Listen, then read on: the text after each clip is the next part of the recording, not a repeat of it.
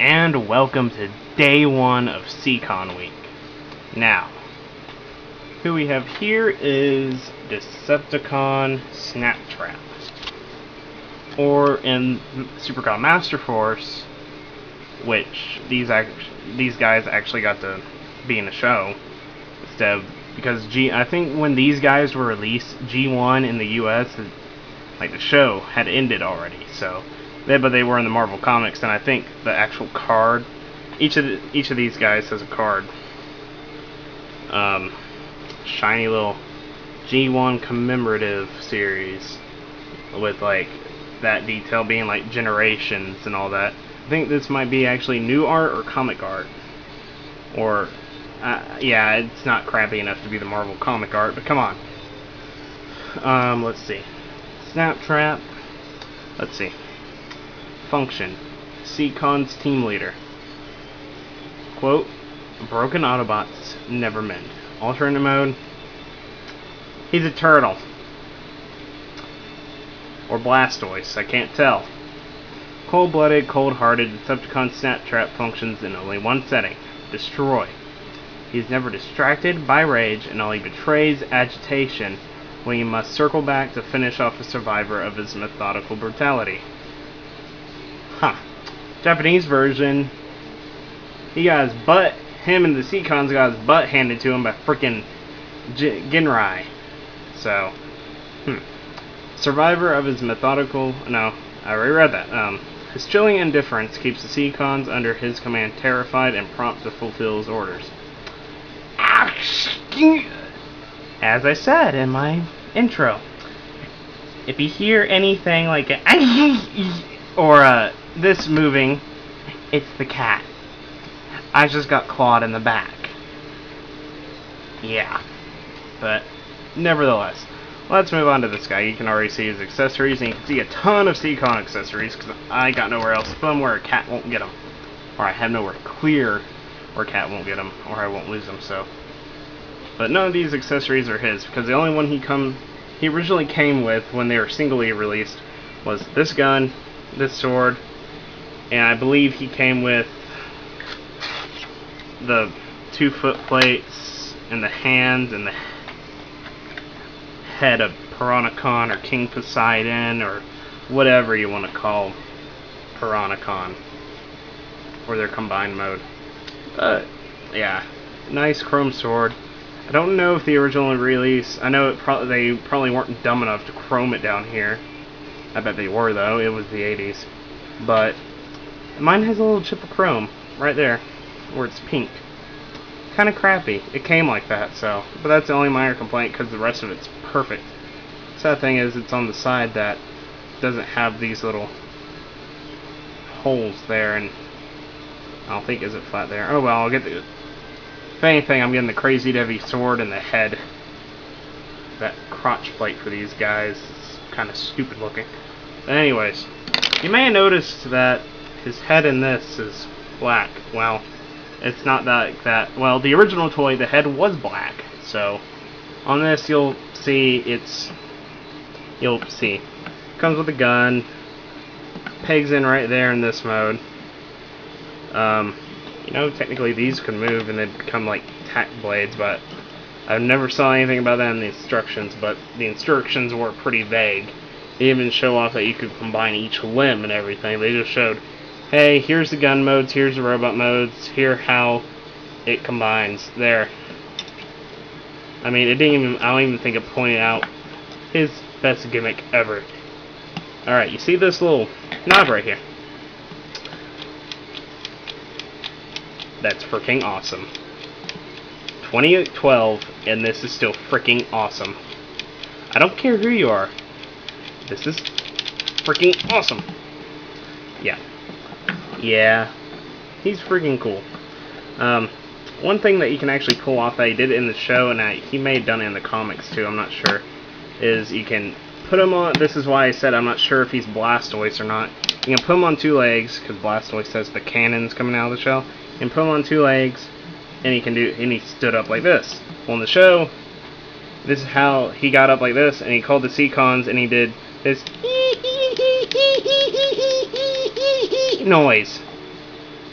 And I just about died at laughing because it sounded like a dolphin noise coming from a turtle. So you're gonna have him pose like that. But if you're like me, you're gonna keep the box and keep them up in the box. So I really don't mess with these guys much. The only time I messed with them was to do a mod for this guy, but I'll get onto that once I get to robot mode. And to go to robot mode, you're kind of already almost there. Just actually, yeah, pop this thing off. It'll come back. Fold these back legs back. Fold his head the rest of the way down. And there's his head, not black. It's this head. It's not black. It's the green here. I guess they're like, oh, we can only have two. Let's see, 1, 2, 3 black parts for this toy. I think actually no, these are 2 separate. So it's 1, 2, 3, 4, 5 black parts for this toy. Ah, God. Or actually, 5, 6, 7 hands are black. Okay, I'm gonna do this, and in an ingenious way of automorph, I'll show you here real quick. Now the light's not really good. That's because I gotta get a new lamp. Plus where it clips on it, where I review, there's not enough clearance for it to clip on. So, but a neat, ingenious way of early automorph, he pulls the arm like this, and watch. It pushes out the hand. They even had automorph in the 80s. That's pretty nice. Now, fold down his legs like this. You might want to do that before the hands. He's got these two little, well, one's already flipped out. Here's another one. Flip it out. And I think officially you're supposed to have these up like this. You do that for the combined mode too. Watch. Put his arms down to his side. Now watch. Watch. He's incredibly back heavy, and I have a cat messing with the pile of review fodder on the bed. I just got bit, and I'm about to throw him somewhere. I didn't throw him, I just dropped him. Go away, cat. But anyways, he is incredibly back heavy.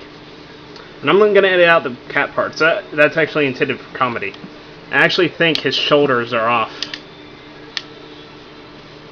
Or maybe not. I thought they were off a ratchet, maybe. They're not. Actually, they might be. They might be not. Yeah, they're a little not synchronized, and I think his back legs are like that too. Oh well. I digress.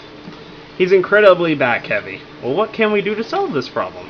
Well, you can take this piece from earlier that I put off to the side. Let's leave him. I can't leave him standing unless his arms are face forward. Well, you can do that. You can pose him with his arms face forward. Well, before I get to that, posability. Legs, do that, and move out to the side like that. That's it for that. The head. Originally, it's not supposed to move. Actually, I think on the old version it might have moved, but not in this case. It was just straight on like this. Well, I took apart, well, the entire thing. Got this part out, took it apart. That's why the stickers are kind of split down the middle, or kind of split up on the middle. Sticker placement was not good. They were pre-applied, not good on this guy, and I think one yellow eye might be bigger than the other. But I modded it so his head can indeed turn. Well, it gets snagged at one point because I didn't shave off enough, but that's okay. You don't need it to turn all the way around. I mean, seriously. Why? Though you could turn it all the way, because when he's like this, his head's right there, so. And his arms. 360 entirely around, except it bumps into this, so technically no, and it bumps into the back here, so it can. It's just this back part here. And I forgot to point out beast mode, his legs can move here, his head kinda can move, and these legs, they ratchet there, and they ratchet at the knee. Not that bad opposability if you could utilize it without falling on his back like a turtle. See what I did there? Yeah, bad pun intended. What you can do to arm this guy up is this right here. There's two things. You want to, either way you can do it. You can put it on like this. It pegs into the connection ports. You can peg it on like this. You can peg it on like this. peg it on upwards, you can peg it on like this. I like pegging it on like this, because it's going down his arm, so it's more like a, I'm watching you. Bad Ravage. He's mischievous, just like a Decepticon would be. Plus, I put on the gun on this arm, just for, because if you have a shield, why would you have a sword and a shield on the same arm? And I put the sword in this hand. Now to tell you one thing, when I first got this hand was tight as crap and the sword wouldn't fit. I forced it in there and it stressed it out a little bit, but it did not crack like all the way down the middle. So if you do get this off BBTS or any other site that is bought from BBTS, because I guess Hasbro made too many of these puppies, they're still they're still in stock since, I want to say, I don't think it was 2010, maybe late 2009.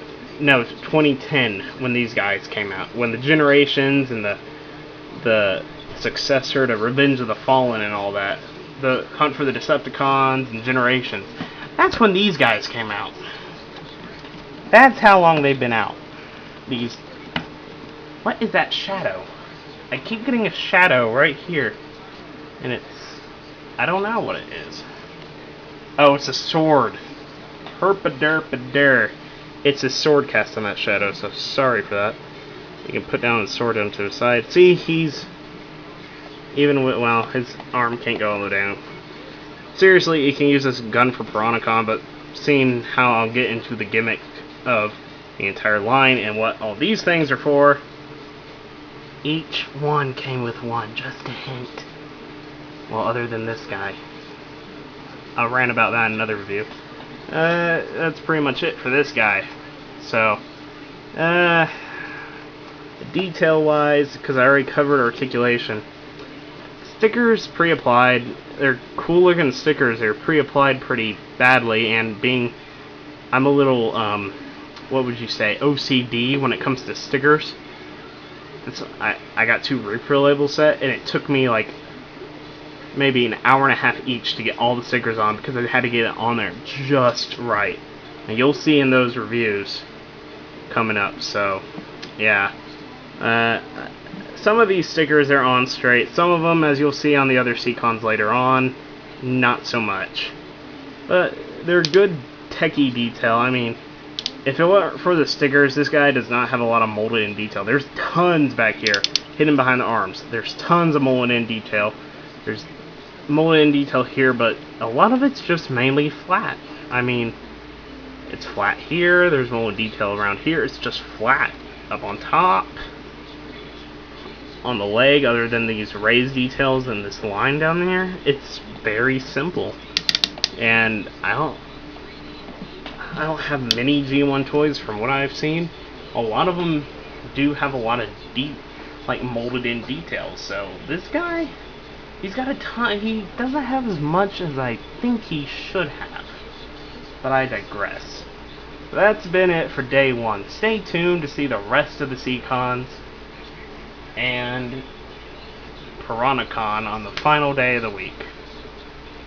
It's funny how there's 6 of these guys, and there's 7 days in a week, and they combine into one, so I can make the other one separate review. I've had this planned for about a year and a half. But, see you guys next time. Be sure to catch GMC, and be sure to catch the rest of this week.